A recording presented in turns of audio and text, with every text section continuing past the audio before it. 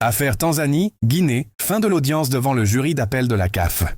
Le Caire, l'audience en appel relative à la décision DC 2388 du jury disciplinaire de la Confédération africaine de football, CAF, s'est tenue ce mercredi 11 juin 2025 de 8h à 9h45 GMT au siège de la CAF au Caire, en Égypte. Elle vient de s'achever. La délibération du jury d'appel est en cours, a annoncé la Fédération guinéenne de football, FGF, quelques minutes après les débats. Selon l'instance dirigeante du football guinéen, l'audience s'est déroulée en présence de M. Sori Doumbouya, président de la FGF, de M. Ibrahima Bari, secrétaire général, de M. Ousmane Dekazi Kamara, team manager du Sili national, et de M. Laurence Gauthier Boucha, avocat. Durant l'audience, la délégation guinéenne a défendu les intérêts de la FGF devant le jury d'appel de la CAF.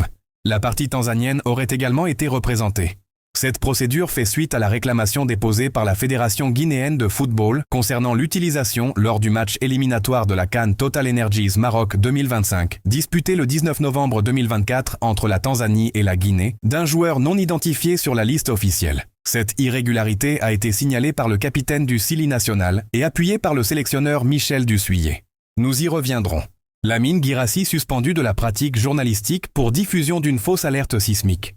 Ce mercredi 11 juin 2025, la Haute Autorité de la Communication a annoncé une sanction sévère à l'encontre de Lamine Guirassy, fondateur du groupe Adafo Medias. Il lui est désormais interdit d'exercer toute activité journalistique sur l'ensemble du territoire national, et ce, jusqu'à nouvel ordre.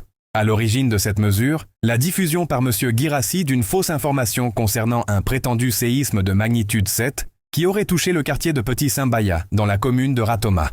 Une alerte infondée qui a, selon l'autorité de régulation, provoqué une vague de panique parmi les habitants et induit en erreur une partie du public.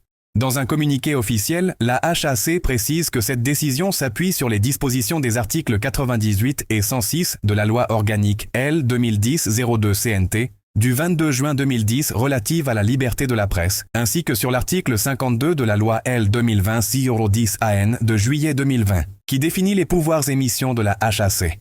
Une source proche de l'institution souligne qu'il s'agit d'une mesure conservatoire mais ferme, visant à rappeler aux professionnels des médias leur devoir de rigueur et de responsabilité dans la diffusion de l'information. Cette suspension, qui prend effet dès sa signature, sera consignée au Journal officiel de la République.